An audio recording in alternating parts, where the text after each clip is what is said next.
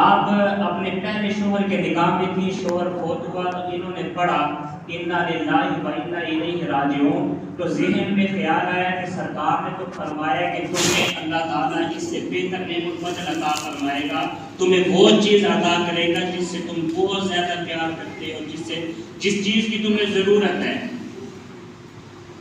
تو سوچا کہ میرے لیے تو سب سے قیمتی چیز میرا شوہر تھا، جس سے میں کائنات میں سب سے زیادہ پیار کیا کرتی تھی، میرے لیے میرے شوہر سے زیادہ قیمتی کوئی اور چیز ہو ہی نہیں سکتی، تو اللہ تعالیٰ مجھے پتہ نہیں کیا عطا کرے گا۔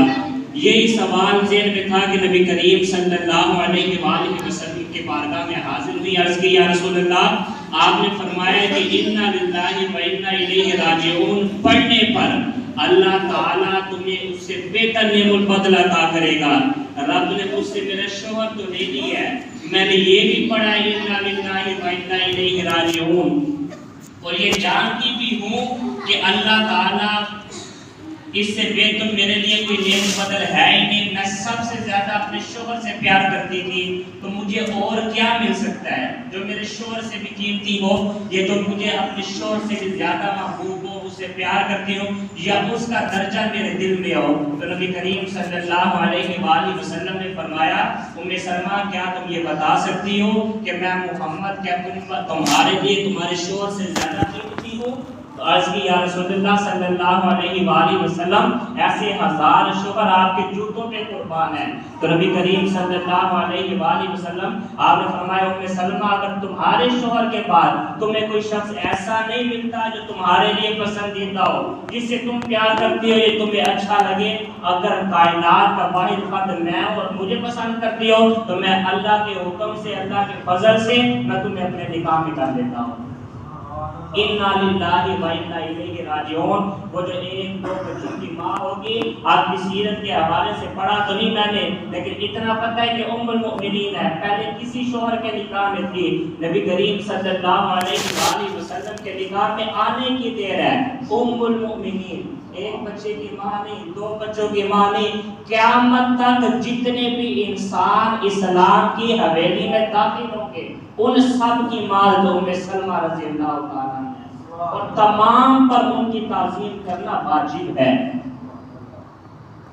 یقین کے ساتھ پڑھیں تو ہم اس نیت سے پڑھتے ہیں کہ اگر ہمیں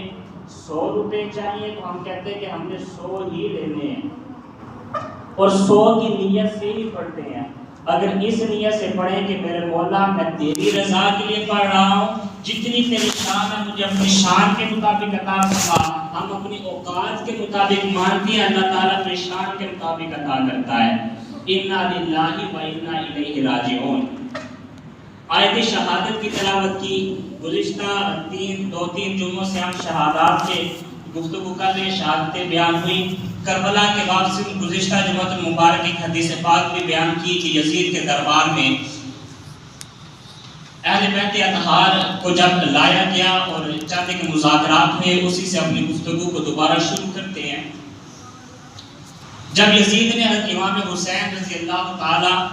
عنہ کے سر مبارک کو دیکھا اور چھڑی ماری اور ان لبوں کو چھوا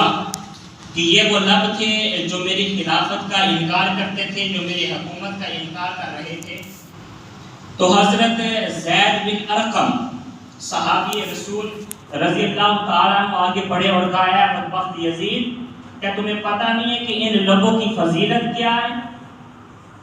ہم اپنی آنکھوں سے دیکھا کرتے تھے کہ نبی کریم صلی اللہ علیہ وآلہ وسلم سیدنا امام حسین رضی اللہ تعالیٰ عنہ کے لبوں کو یوں چوسا کرتے تھے جیسے ہم لوگ کھجور کو چوسا کرتے ہیں،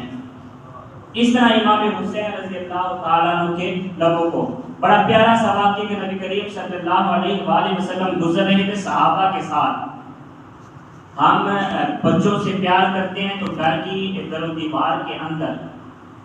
باہر بچہ ذرا سی حرکت کرے تو 2-3 بندیاں فوراً منع کرتے ہیں، ڈانٹتے ہیں، ڈپٹتے ہیں، لیکن نبی کریم صلی اللہ علیہ وآلہ وسلم آپ کا کردار اور آپ کا عمل ہمیں کیا سبق دیتا ہے؟ آپ صحابہ کے ساتھ ہیں اور کائنات کے نبی، کائنات کے مولا ہیں، آپ جا رہے ہیں، سامنے امام حسن اور امام حسین کھیل رہے ہیں، جب کھیلتے دیکھا تو کبھی کبھی بچوں کے عادت جسے سب سے زیادہ پیار